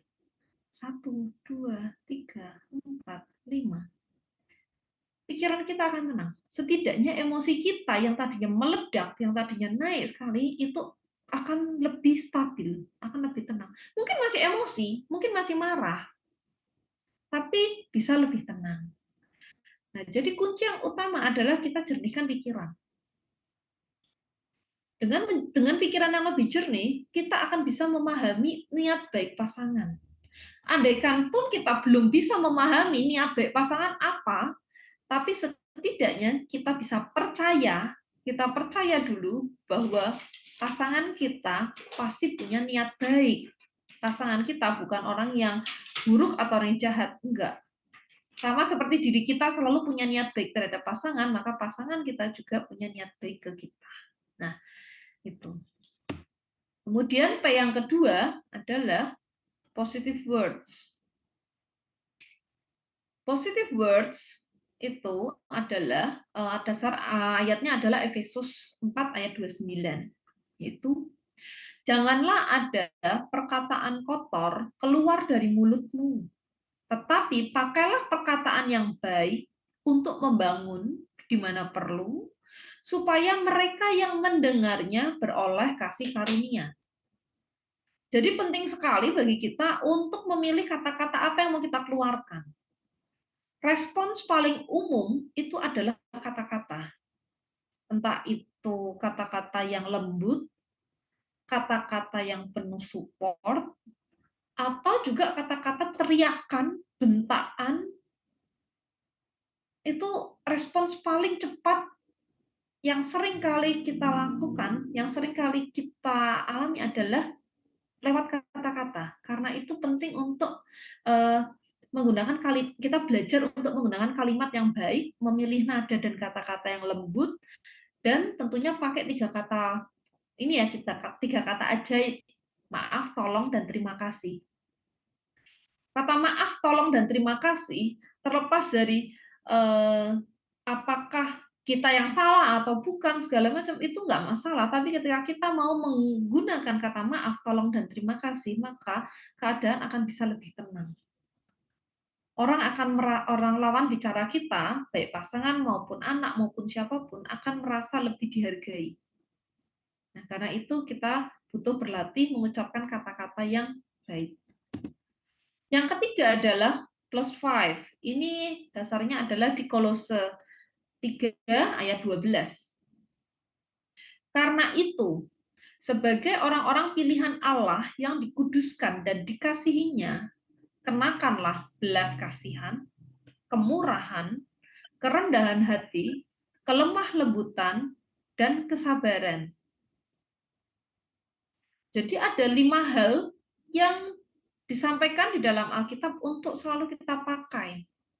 Bukan pilihan, karena ini adalah identitas kita sebagai orang-orang pilihan Allah, gitu ya. Nah, ini kebetulan ini sejalan dengan salah satu penelitian tentang pernikahan gitu oleh John Gottman. Dia mengemukakan sebuah teori, itu nama teorinya magic ratio 5:1 ya. Secara singkat, magic ratio 5:1 adalah ketika ada satu pengalaman negatif yang kita sadar atau tanpa sadar kita lakukan kepada pasangan, maka kita perlu menambahkan 5 perbuatan positif di hari itu untuk menetralkan satu pengalaman negatif tadi. Pengalaman negatif yang tidak kita sadari itu apa? Yang tidak kita sadari adalah respons yang ya tidak dikontrol. Kadang tanpa sadar kita ngomong hal yang jelek. Ah, kamu. Lah iya, sudah dikandani yo gitu. Sudah tak kasih tahu toh. Lah iya toh. Gagal toh, enggak jadi kan. Nah, gitu.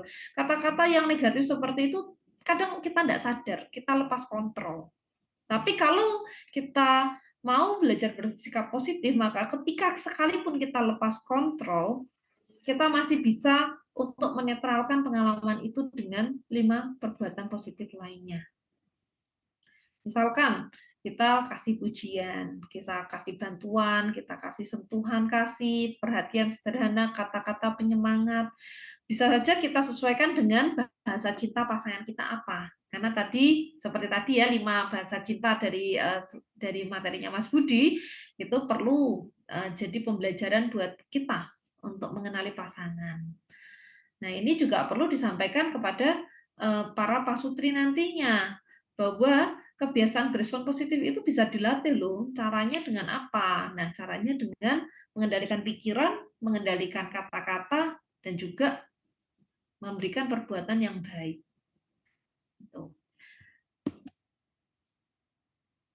Respons positif itu bukan soal ekspresi, bukan soal emosi saja, tetapi ini adalah kebiasaan yang kita latih setiap hari. Ya. Nah, ini adalah ayat yang menjadi dasar dari materi ini. Karena tadi ya Kolose 3 ayat 12, karena itu sebagai orang-orang pilihan Allah yang dikuduskan dan dikasihinya, kenalkanlah belas kasihan, kemurahan dan kerendahan hati, kelemah lembutan dan kesabaran. Sikap positif adalah identitas diri sebagai orang-orang pilihan Allah. Jadi ini bukan opsi ya, bukan opsi, dan juga kita nggak bisa lagi bilang aku ki gawan lahirnya memang ngamuan gitu ya, jadi terima aja, enggak gitu. Karena Alkitab bilang bahwa identitas kita sebagai orang-orang pilihan Allah adalah kita dimampukan dan diperlengkapi untuk bisa memilih bersikap positif. Oke. Untuk dinamika penutupnya itu nanti akan dibagikan 2 kertas, yang suami akan menerima kertas dengan gambar istri, yang istri akan menerima kertas dengan gambar suami, gambar laki-laki. Masing-masing dari pasutri ini akan menuliskan 10 hal positif yang disukai dari pasangannya. Dari kepala sampai kaki, boleh fisik, boleh karakternya. Misalkan, aku suka istriku, wah rambutnya tuh wangi terus. Aku suka istriku, tangannya itu kalau masak enak-enak. Aku suka istriku karena dia itu kalau ngomong lembut sekali. Atau sebaliknya, sang istri itu suka suaminya kenapa? Wah ganteng, kayak CEO yang menyamar. Atau aku suka suamiku soalnya dia itu cekatan. Kalau enggak usah disuruh apa-apa, udah cek cek cek cek cek cek gitu. Tangannya itu pokoknya ngerjain lah macam-macam, bantuin macam-macam. Atau aku suka suamiku karena dia kalau mikir, wah kalau diajak ngobrol, bertukar pikiran itu pinter. Nah, itu. Jadi masing-masing tuliskan setidak-tidaknya minimal 10 hal positif yang disukai dari pasangannya. Nah, kemudian ini adalah komitmen. Jadi kita akan minta para pasutri nantinya untuk menuliskan minimal 1 komitmen respon positif yang ingin dibangun di bulan ini lewat chat dari HP, kirim ke pasangannya. Karena sekarang lebih zaman pakai handphone ya. Tapi kalau mau pakai kertas, pakai kayak surat cinta, silahkan juga, boleh juga. Jadi monggo masing-masing Bapak Ibu nanti mengatur sendiri untuk dinamika di umatnya seperti apa. Jadi contohnya apa sih minimal 1 komitmen respon positif itu? Saya mau mendengarkan pasangan tanpa gangguan. Misalkan seperti itu. Jadi kalau pasanganku sudah mulai yang aku toh meh cerita. Nah, sudah berarti handphone langsung taruh, simpen. Lagi apa ya, biasanya yang ganggu saya tuh, lagi waduh Shopee-nya vouchernya tinggal 3 menit. Nah, kayak gitu ya. Aduh, piye. Nah, tapi mungkin kita perlu komitmen untuk belajar mendengarkan pasangan, mengutamakan pasangan lebih dulu. Jadi kalau pasangan sudah bilang yang aku meh ngomong, taruh. Ya toh, yo hal-hal tertentu ditunda tidak apa-apa. Itu yang ada di handphone. Nah, jadi itu salah satu contoh komitmen respon positif yang bisa dibangun dalam rumah tangga. Dan ini adalah peneguhannya, yaitu pemulihan relasi dimulai dari satu orang yang mau berubah. Dimulai dari kita sendiri dulu, hari ini. Kita ingat-ingat lagi tadi yang 3P. Kalau pikiran kita bisa positif, kalau kita bisa mengubah pikiran kita menjadi positif, kita bisa percaya bahwa pasangan kita selalu punya niatan yang baik dan pasti punya niatan yang baik terhadap kita, maka kata-kata dan sikap kita juga bisa rubah. Pikiran yang positif, jeda waktu yang kita manfaatkan dengan bijaksana akan membuat kita bisa memilih kata-kata dan sikap yang penuh kasih. Ketika kata-kata dan sikap kita berubah menjadi penuh kasih, menjadi respons yang positif, maka relasi suami istri akan menjadi lebih baik. Relasi kita akan berubah. Nah, ini adalah kunci dari sesi ini. Oke. Kemudian akan ada doa penutup yang bisa dibagikan kepada para pasutri. Jadi kedua-duanya bisa diajak berdiri, letakkan semua handphone, dan kemudian berpegangan tangan untuk sama-sama berdoa. Atau mau posisi duduk silahkan, tapi singkirkan semua gangguan dan berpegangan tangan untuk berdoa bersama. Ini hanya contoh, bisa dipakai silahkan. Tuhan, jadikanlah kami pembawa damai. Saat lelah, ajarlah kami tetap sadar dan tetap memilih kasih. Saat sedih, ajarlah kami tetap tersenyum dan memilih syukur. Saat kecewa, mampukan kami untuk saling memaafkan dan kembali percaya. Bentuklah perkawinan kami dengan kata dan sikap yang baik seturut kehendak-Mu. Amin. Demikian modul sesi keempat. Semoga bisa ditransfer nanti ilmunya untuk para pasutri di lingkungan maupun di paroki Bapak Ibu sekalian. Terima kasih, Tuhan memberkati. Terima kasih Dr. Ayu, pemaparan materinya sungguh luar biasa. Mari Bapak Ibu kita berikan aplaus kepada dua narasumber kita pada malam hari ini dengan memberikan emot yang baik, yang menyenangkan. Aku mau kirim tepuk tangan atau cinta. Oke, terima kasih. Nah, saya boleh simpulkan sedikit untuk tema sesi yang keempat yang oleh Dr. Ayu ini, bahwa ternyata ketika kita dalam kondisi yang dihadapkan pada dua kondisi yang berbeda, kita bisa memilih untuk memberikan respon yang positif kepada pasangan. Dan itu memang sebuah sebuah pilihan yang ya sometimes kalau kita lagi istilahnya kalau lagi waras mungkin bisa dilakukan dengan mudah ya, tapi justru tantangannya ketika kita dalam kondisinya lagi nggak baik-baik aja. Nah, satu bundelan yang bisa saya sampaikan pada malam hari ini adalah ternyata pemulihan relasi itu sebenarnya kita nggak perlu sampai kemana-mana, nggak perlu sampai harus berdarah-darah, karena hanya satu orang saja yang bisa berhenti atau merespons secara positif, maka permasalahan yang kita hadapi dengan pasangan itu bisa bisa kita atasi bersama. Ibarat kata kalau bertengkar itu butuh 2 orang, tetapi untuk berhenti bertengkar itu hanya butuh 1 orang aja. Nah, Bapak Ibu, Romo, saya buka termin untuk tanya jawab. Tadi saya lihat di kolom chat itu dari KPHB Pati akan bertanya. Ini semua saya sedikit agak nggak mudeng ini.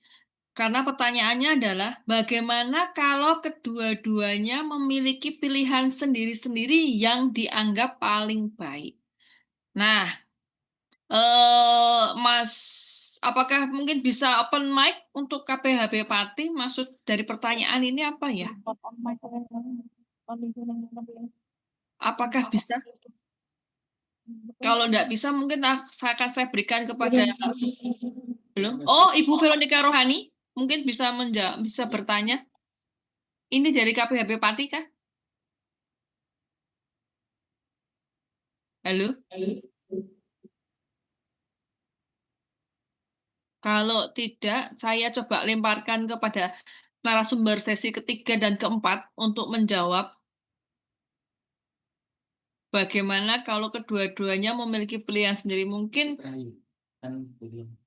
atau mungkin lebih ke Dokter Ayu ya, karena merespon atau merayakan perbedaan, memilih respon positif atau negatif. Kalau dua-duanya positif itu udah digegeran nggak sih Dok malahan? Karena sama-sama oh ya gitu, tapi yang satu mah gitu, mungkin nggak? Silakan Dok. Oke. Memang ini pertanyaan mungkin kurang detail ya, tapi nggak apa-apa. Kita akan coba bahas ya. Saya akan coba bahas. Ya. Bagaimana kalau kedua-duanya memiliki pilihan sendiri-sendiri yang dianggap paling baik? Nah, sebetulnya ini juga adalah hal yang mungkin normal ya. Siapa sih orang kalau bilang kan orang jualan kecap tuh selalu bilang kecapnya nomor 1 gitu toh. Sama kayak kita selalu merasa bahwa pikiran kita, pendapat kita atau didikan yang kita terima itu adalah yang paling baik. Nah, masalahnya terkadang apa yang kita anggap baik bisa saja berbeda dengan apa yang orang lain anggap baik. Lalu mungkin pertanyaan terus gimana nih kalau ini sebagai suami dan istri, ya toh? Kan suami dan istri itu sebisa mungkin satu visi, satu misi gitu ya. Tapi kita perlu menyadari dulu bahwa hal yang baik itu tidak selalu harus dipaksakan kepada orang lain. Yang pertama itu. Berbeda pilihan, berbeda pandangan tentang apa yang baik itu bukan berarti yang satu salah dan yang satu benar. Karena kebaikan dan baik dan benar itu ini hal yang agak berbeda ya. Jadi kita tidak perlu berdebat. Menurutku yang baik adalah A. Menurut suamiku yang baik adalah B. Itu kita tidak perlu terus stuck dalam konflik A dan B itu terus karena berpikir sama-sama baik. Tapi kita perlu melihat lebih jauh. Tujuannya untuk apa sih kita tuh sebetulnya sebagai pasangan suami istri, sebagai keluarga itu tujuan kita mau apa? Tujuannya untuk apa? Untuk kebaikan, untuk keharmonisan keluarga kita kah? Apa yang mau kita capai, kebaikan anak-anak, atau ya kebahagiaan pasangan gitu. Jadi dengan kita melihat tujuan besarnya, kita akan bisa akan lebih membuka diri untuk ruang diskusi. Nah, untuk ruang diskusi ini bukan debat. Jadi bukan debat nanti aku kudu menang. Nah, aku menang berarti aku sing bener. Nah, dia yang menang berarti dia yang bener, aku yang salah. Bukan seperti itu, enggak. Jadi komunikasi membuka ruang diskusi untuk mencari jalan tengah. Saya akan berikan sedikit contoh. Mungkin ini bisa menjadi contoh yang bisa dipahami. Saya itu tipe orang yang kalau ada masalah, ada kemarahan, ada ketidaksukaan dan lain-lain, saya itu tipe yang blak-blakan. Saya omongkan. Kenapa? Karena dari dulu saya dididik seperti itu. Terbuka, ngomong aja. Saya merasa orang lain harus tahu bahwa dia salah, gitu. Bahwa ini salah, bahwa saya nggak suka, bahwa gini. Pokoknya orang lain harus tahu, makanya saya tipenya bicara. Sedangkan suami saya itu dididik dalam keluarga yang tenang, damai, nerimonan, pendiam, gitu. Jadi dia cenderung nggak suka konflik, dia nggak suka. Kalau dia merasa ada sesuatu yang salah sekalipun, dia tipenya akan mencoba membereskan dalam diam. Jadi bukan tipenya ngomongin, kok ini salah, ini enggak gitu. Tapi dia akan mencoba untuk diam, diam dan membereskan yang dia bisa. Kalau memang itu nggak bisa dibereskan, nah dia akan pelan-pelan, ngajak ngomongnya tuh pelan-pelan, nah gitu. Nah, sama juga, jadi kalau dalam emosi, suami saya itu nggak bisa meluapkan emosinya. Kalau tak tanya nih ya, saya tahu nih bertengkar, gitu, misalnya bertengkar. Saya pengen tahu, kamu apa gitu, pendapatmu apa gini. Dia tuh cenderung diem. Nah itu saya nggak suka. Saya tuh merasa malah makin kesal. Ngomong, buat saya tuh ngomong, harus ngomong. Kalau kamu nggak ngomong, aku nggak tahu. Tapi ternyata untuk suami saya adalah diam itu pilihan yang baik. Diam dulu, tenang dulu, nanti ngomongnya nanti. Nah di awal saya ngotot harus kalau apa-apa tuh harus diomong. Kalau nggak diomong artinya salah. Sedangkan suami saya tuh ngotot juga. Apa-apa tuh nggak ya diem, tenang dulu, rem dulu. Jangan semuanya tuh disembur-sembur karena itu tidak baik. Nah, kalau terus berpikir bahwa ini baik, ini nggak baik, ini yang baik, ini lebih baik, kita nggak akan bisa punya komunikasi yang baik nantinya. Padahal kan pernikahan kami pasti nggak cuma pendek ya, kita berharap ini akan berlangsung seumur hidup. Nah, jadi pelan-pelan saya mulai belajar mengenali pasangan dan dia juga mengenali saya. Sekarang sudah berubah caranya. Kalau dia marah, kalau suami saya ini marah, entah sesuatu hal apa dia nggak suka, saya akan ngerem.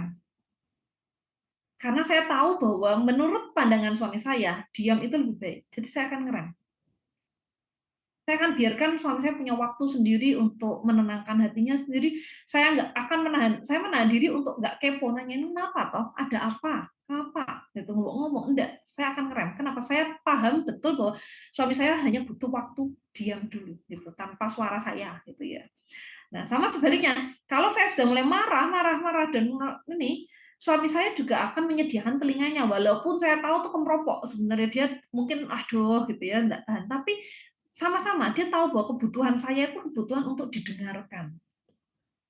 Saya butuh meluapkan emosi saya dan saya butuh didengarkan sehingga dia mau tidak mau dia akan menyediakan waktunya, menyediakan dirinya untuk mendengarkan saya tanpa perlu banyak solusi. Saya kalau lagi marah itu saya nggak butuh solusi, sebenarnya saya hanya butuh didengarkan. Nah, jadi di sini saya mau bilang bahwa dua-duanya merasa sama-sama baik. Kenapa? Karena dididik seperti itu, karena dibesarkan seperti itu. Nah, lalu bagaimana dengan pilihan masing-masing? Dia dikomunikasikan.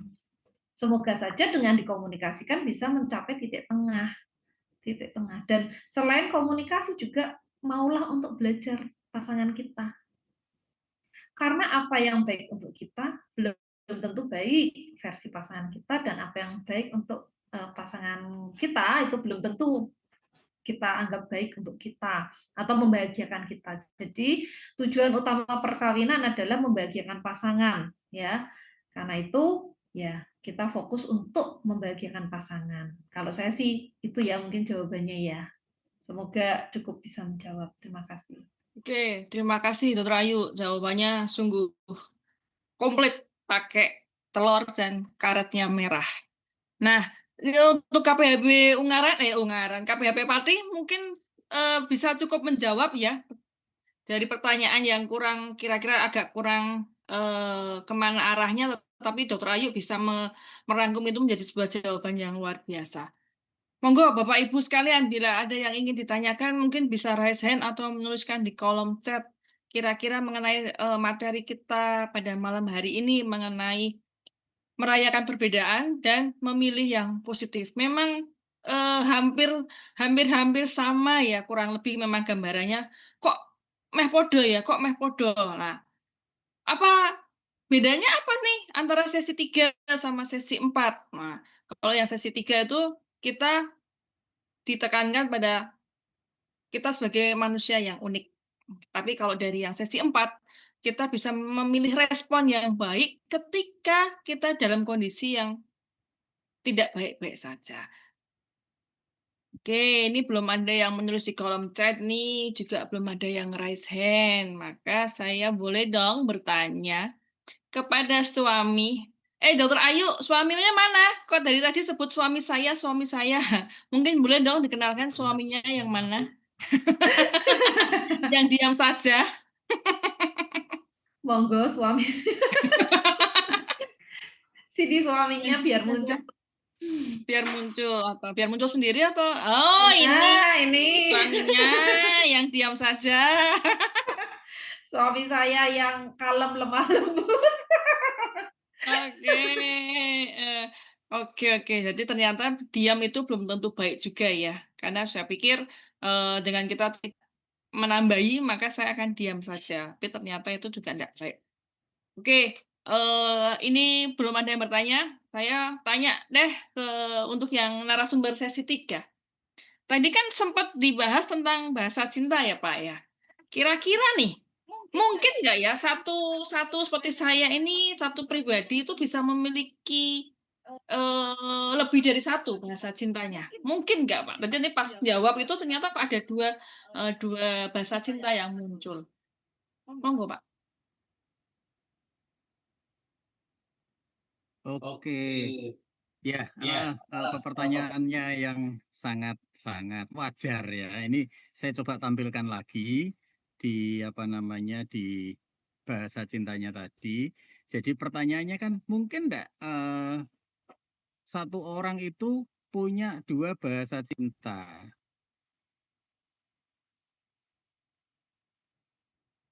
Nah, ini. Memang kalau kita melihat pilihan bahasa cinta ini, itu kayaknya begitu kita ditunjukkan act of service, tindakan. Seneng enggak kalau kita itu dibantu orang lain? Ya pasti seneng dong, gitu.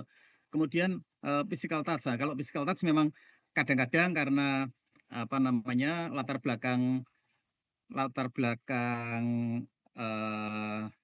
yang di keluarga tadi, itu karena tidak pernah melihat ayah ibunya bergandengan tangan, saling berpelukan, saling berciuman gitu, sehingga kadang-kadang physical touch itu nggak terlalu muncul. Tapi kalau act of service, kemudian word of affirmation, jadi kata-kata pujian itu, wah kamu hebat, itu kan mungkin sering kita dengarkan. Nah, pertanyaannya Bu Epi tadi, Bu Epi ya, pertanyaannya Epi tadi, mungkin enggak, memang kalau dibaca gini, kita bisa saja menyatakan bahwa, oh ini bahasa cinta saya adalah nomor 1, nomor 3, sama nomor 4 itu. Tetapi dari pilihan 1, 3, 4 itu, kita pasti ada satu yang lebih prioritas. Nah, bagaimana menentukan prioritasnya? Ini kalau yang saya baca-baca dan yang selama ini kami temui, kalau ada konseling dan lain-lain itu, bahwa pada saat kondisinya benar-benar tidak baik-baik saja, nah itu baru yang kelihatan, mana yang paling disenangi. Jadi tindakan dibantu. Kalau pas lagi tidak baik-baik saja ternyata oh enggak. Saya lebih enggak masalah kalau dia enggak bantu karena memang dia enggak tahu yang harus dibantu. Kemudian word of affirmation. Ini kata-kata yang besarkan hati. Nah, ini mending ini. Jadi saya di luar sudah bingung bagaimana cari solusinya, dapat tekanan juga dari mana-mana sampai rumah. Kemudian pasangan saya ngomong, ayolah, wong kita itu dulu ayah pernah ngalami ini aja bisa kok ngatasi kok. Ayo yang ini juga pasti bisa. Mungkin saat ini kita ayah lagi judek tapi pasti bisa lah nanti. Oh, yang ini. Kemudian quality time kalau pas lagi gini saya kayaknya enggak deh. Saya lebih baik sendirian saja membuang-buang waktu kalau harus berdua. Saya juga kadang malah pikirannya tambah cepat. Nah, jadi saat kondisi masih bisa memilih 1, 2, 3 itu boleh saja kita menyimpulkan bahwa oh ini masih belum muncul mana yang paling menjadi bahasa cinta saya. Tapi cari kondisi yang paling terpuruk. Nah, itu baru nanti di situ bahasa cintanya muncul. Tapi tentu saja kita nggak perlu harus kemudian dengan sengaja kita menterpurukan diri untuk mengetahui bahasa cinta kita. Itu Bu Evi. Jadi secara gambaran umum bisa saja memilih lebih dari satu. Tetapi pada saat kondisi lagi betul-betul tertekan, betul-betul di bawah, betul-betul terpuruk, disitulah yang muncul apa sih harapan kita sebetulnya. Diapain sih pasangan kita, ngapain ke kita. Makaten Bu Epi, semoga menjawab. Oke, terima kasih Pak Budi jawabannya. Berarti memang, jadi kalau kita mungkin saat ini muncul kelihatannya hadiah, seneng juga ya dikasih hadiah. Tetapi pada saat kita lagi kondisinya tertekan, justru mungkin kalau kita dikasih hadiah bukan menjadi hal yang menjadi prioritas kita, tetapi mungkin ada hal lain, mungkin waktu, mungkin kata-kata peneguhan, mungkin juga sentuhan fisik itu yang mungkin justru lebih kita butuhkan daripada sekedar pemberian hadiah. Oke, tadi terima kasih responnya dari Pak Agus bahwa memang respons positif itu bukan sebuah pilihan, tetapi seharusnya. Memang ini sebuah tantangan, betul kita karena kita sometimes merasa bahwa kalau kita memberikan respon positif itu kita jadi kalah sama pasangan. Kita nggak mau, "Ih kok aku terus kok yang ngasih positif, kok kamu mesti jadi umpa-umpaan." Nah, itu memang ada tantangan tersendiri memang, betul. Bahkan sampai di sekarang pun saya sama suami Budi kadang ya sok kumat egonya. Betul, terima kasih Pak Agus. Kemudian dari Pak Ismianto Grisonta, ini betul terima kasih juga responnya bahwa apapun lagi permasalahan kalau lagi dihadapi itu memang jalan keluarnya adalah kemauan untuk saling mendengarkan dan komunikasi. Jangan komunikasi tapi tujuannya menyalahkan pasangan, tetapi memang kita harus saling berkomunikasi, bukan hanya satu sisi saja. Terima kasih responnya. Kemudian dari Pak Mugi, Mbak Heni, Ibu Heni, berpikir positif, ada proses dari perasaan positif, akhirnya menggerakkan pikiran jadi positif. Dan melahirkan tindakan yang positif. Iya, betul. Karena pikiran positif bukti kalau kita bahagia. Sesuai Ardaskas ya Pak. Bagaimana kita menjadi pribadi gereja yang bahagia, menginspirasi, dan menyedarkan. Oke, masih ada pertanyaan? Bapak Ibu, mungkin mau raise hand? Boleh? Kita masih ada waktu 10 menit. Kalau tidak ada, saya bertanya lagi mungkin untuk Dokter Ayu. Mungkin jawabannya pendek aja, Dok. Saya itu tadi sempat kepikiran sih. Sebenarnya mana tadi? Kalau yang tadi tentang respon api dan air, itu kan kelihatannya kalau yang api itu kayak red flag banget ya, kalau yang air itu green flag. Mungkin Bapak Ibu mungkin nanti kalau ketemu peserta yang muda-muda harus terbiasa dengan bahasa anak muda sekarang. Red flag, green flag. Nah, Dok, respon api sama respon air ini tuh janjinya berkaitan dengan kepribadian nggak sih? Atau semua orang bisa dengan segala macam kepribadian itu pasti bisa marah, bisa tadi yang kayak respon api itu, atau ya justru adem, cool aja, tapi sebenarnya dia orang yang dominan, yang sanguinis atau yang apa ya, famous lah istilahnya, cerewet gitu kayak saya tuh bisa nggak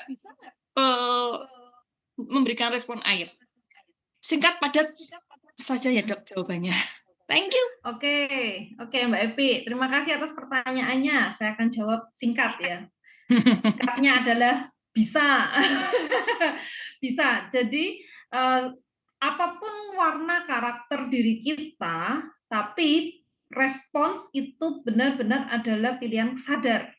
Bedanya hanya seperti ini.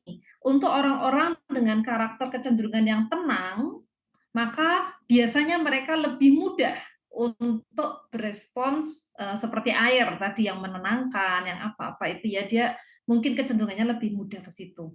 Tapi untuk orang-orang dengan karakter temperamen, dia perlu latihan lebih untuk mengendalikan kata-kata dan sikapnya. Tapi keduanya sama-sama bisa. Apapun warna karakter kita, kita tetap bisa menjadi orang yang positif. Kenapa? Karena kita sejatinya adalah anak-anak Allah yang sudah diperlengkapi itu. Oke, terima kasih.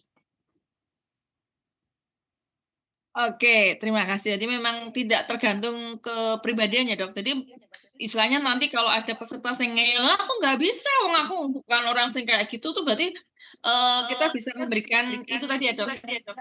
Bahwa semua warna kepribadian bisa menjadi respon air. Bisa, ya. Jadi prinsipnya semua orang, siapapun kita, apapun latar belakang kita, kita bisa menjadi orang yang positif. Tergantung dari kemauan diri kita masing-masing. Oke, sip. Terima kasih buat jawabannya, Dr. Ayu.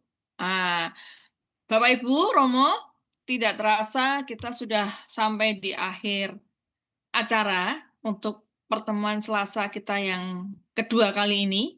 Tetapi sebelum kita mengakhiri belajar bareng kita pada malam hari ini, kami ingin foto bersama. Monggo Bapak Ibu silakan buka layar. Mbak Tina bisa foto? Mbak Tina hadir, Mbak Tina dari bidang 3. Halo, ya hadir. Oke. Silakan kasih apa-apa ya Mbak Tina. Oke, sebentar. Ada 7 slide, jadi Bapak Ibu silakan meringis agak lama. Karena kita tidak tahu di layar yang mana. Ya, semuanya siap dulu ya. Oke. 1, 2, 3. Slide kedua. 1, 2, 3. Berikutnya, ini agak lebih banyak sebentar. Berikutnya, bentar.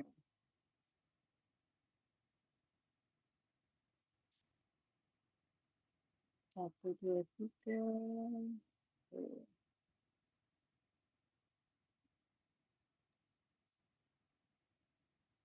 Bentar ya, masih banyak. 1, 2, 3.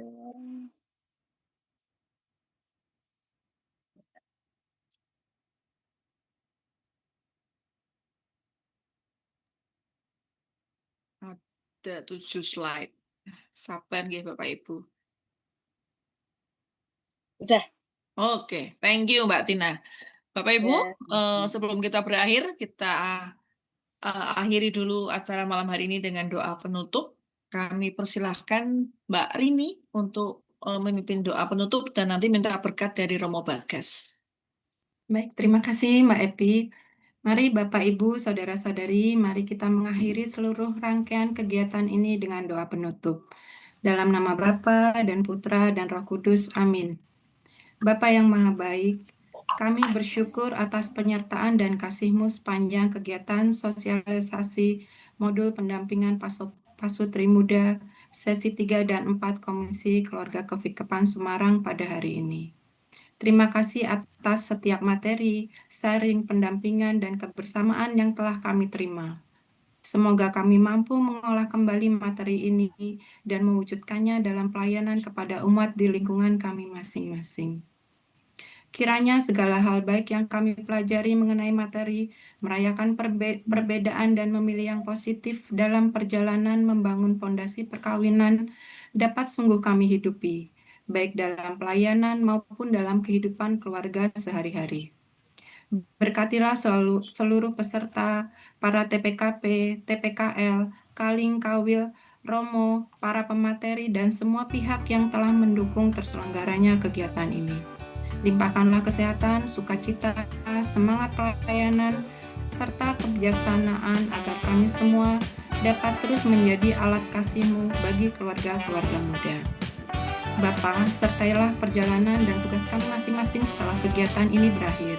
Semoga benih-benih kebaikan yang telah ditanam pada hari ini dapat bertumbuh dan menghasilkan buah yang baik bagi gereja dan sesama.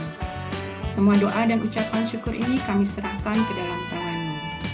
Kemuliaan kepada Bapa, Putra, dan Roh Kudus, seperti pada permulaan, sekarang, selalu, dan sepanjang segala abad. Amin. Selanjutnya kami mohon kesediaan Romo Bagas untuk berkenan memberikan berkat penutup bagi kita semua. Tuhan bersamamu Dan bersama. Semoga kita sekalian, rencana baik kita menjadi sahabat seperjalanan bagi keluarga-keluarga yang bertumbuh dalam iman, kepribadian, dan cinta kasih. Segala pelayanan kita, kehendak baik kita, keluarga kita sendiri, dan istirahat kita pada malam hari ini semuanya dalam lindungan, bimbingan, dan berkat Allah Bapa yang Maha Kuasa, dalam nama Bapa dan Putra dan Roh Kudus. Amin.